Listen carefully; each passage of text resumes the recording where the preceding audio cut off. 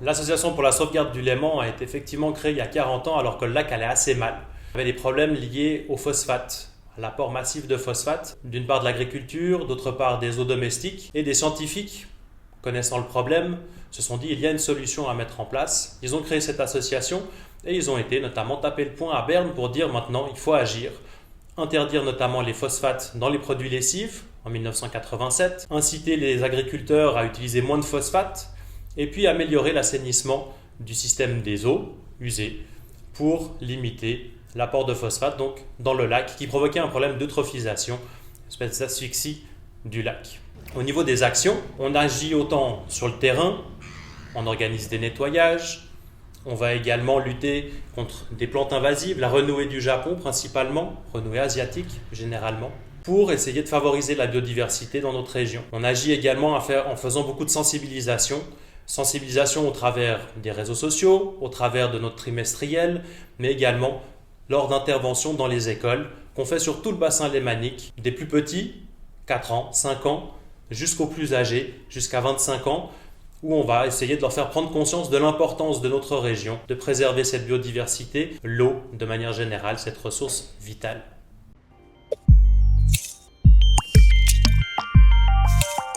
Lorsque j'ai fini mes études, j'ai fait un travail sur la durabilité des infrastructures portuaires et j'ai été amené à rencontrer l'ancienne secrétaire générale de l'ASL et elle m'a demandé est-ce que tu aurais du temps, commencer à travailler à l'heure, et c'est comme ça que j'ai connu l'ASL et qu'aujourd'hui je suis collaborateur à temps plein ici.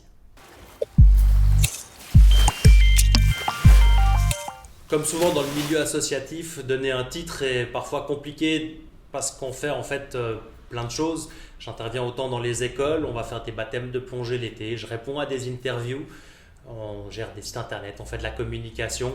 On est un petit peu comme des couteaux suisses, on touche un petit peu à tout en fonction de nos compétences. Mon rapport à l'eau, il a commencé depuis tout petit avec mes parents où on allait souvent au bord du lac, on faisait du bateau le week-end et j'ai mordu à l'hameçon, sans aucun jeu de mots, depuis tout petit. Aujourd'hui, j'habite sur un bateau et c'est vrai que le lac Léman, c'est mon terrain de jeu le week-end, mais finalement, tous les jours de la semaine avec ma famille sur mon bateau. La pêche qui est pratiquée sur le lac principalement, c'est la pêche au filet dérivant qu'on va laisser, la pêche à la nasse. On met des grandes cages dans l'eau et puis les poissons viennent dedans et on vient récupérer les nasses. Après, au niveau de la pisciculture, il y a une pisciculture de perche à Chavornay sur le canton de Vaud. Alors tout récemment, l'anguille a été interdite à la capture depuis le 1er janvier de cette année. Donc c'est le seul poisson aujourd'hui qui est vraiment protégé sur le lac. Par contre, sur les cours d'eau, certaines espèces sont interdites d'être pêchées pour préserver, notamment lorsqu'ils vont frayer dans les rivières, on va empêcher de pêcher par exemple la truite dans certaines rivières. Oui. La pêche sur le Léman, ça a une pression qui n'est pas négligeable. On va parler des pêcheurs amateurs, elle est relativement faible, même si on a entre 7 et 10 000 permis qui sont délivrés chaque année, les prises de pêche sont relativement faibles et ciblées sur certaines espèces, des espèces nobles malheureusement, comme la truite, mon bleu chevalier et le brochet. Par contre, les pêcheurs professionnels, environ 180 sur le lac, eux ont bien sûr une pression beaucoup plus grande. Ils pêchent beaucoup plus de poissons. Et là, on va avoir un vrai impact sur la ressource piscicole qu'on va retrouver dans le lac. En Suisse, environ, de mémoire, 70% du poisson, c'est du poisson d'élevage, c'est du poisson importé qui n'est pas pêché directement chez nous. Le problème aussi qu'on a, c'est qu'on a des poissons qu'on estime être les bons poissons qu'on a envie de manger. On a envie d'aller manger des filets de perche en plein milieu de l'été, et pourtant la meilleure période pour en pêcher, c'est plutôt septembre-octobre. Du coup, on va en importer. Pareil au niveau de la pêche, on oublie certains poissons. Le chevenne, par exemple, on ne le pêche pas. On n'a pas envie de le manger. On le connaît même bien souvent, même pas. Donc il y a plein de poissons qui pourraient être exploités pour essayer de diminuer la pression sur d'autres stocks de poissons. La ferra, une corégone, par exemple, a souffert, enfin, pas souffert, mais disons, souffert de son succès, on l'a beaucoup pêché. Et aujourd'hui, on n'en retrouve plus tant que ça. C'est pas peut-être que lié à la pêche, il y a aussi des cycles. Hein, mais on se retrouve aujourd'hui confronté à ce problème de qu'est-ce qu'on veut pêcher. Et si on veut même parler de pêche durable, aujourd'hui on devrait même pêcher quelque part que des espèces exotiques. Se concentrer sur le silure par exemple. Pêchons-le, mangeons-le. Les gens n'ont pas envie de manger du silure. Et pourtant c'est bon.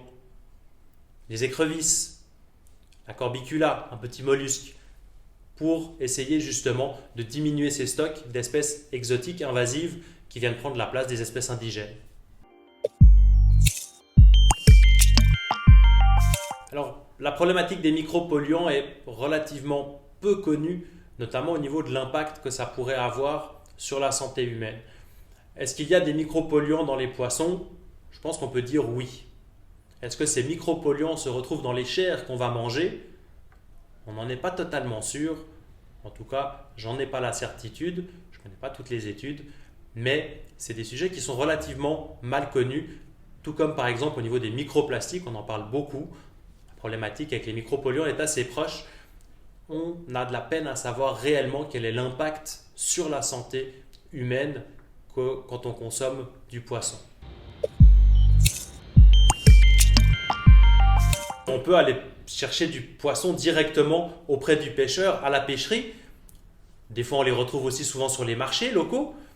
Mais sinon, la plus grande partie de leurs poissons, ils le revendent dans la restauration. Heureusement, on en retrouve peu dans les supermarchés. Ça reste de la vente en ligne relativement directe, heureusement.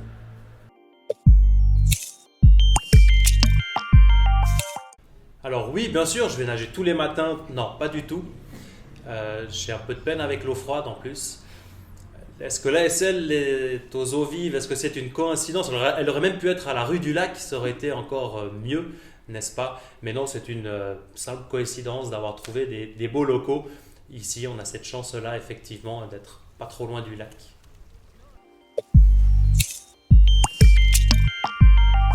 Buvons de l'eau du robinet. On a de la chance d'avoir une eau d'excellente qualité. Elle est 16 000 fois moins chère, je crois, que certaines eaux minérales. Donc, profitons-en, on a cette chance-là. Comment moins utiliser de l'eau à la maison? 142 litres par jour et par personne, on utilise tous les jours à la maison. Principalement, c'est les toilettes.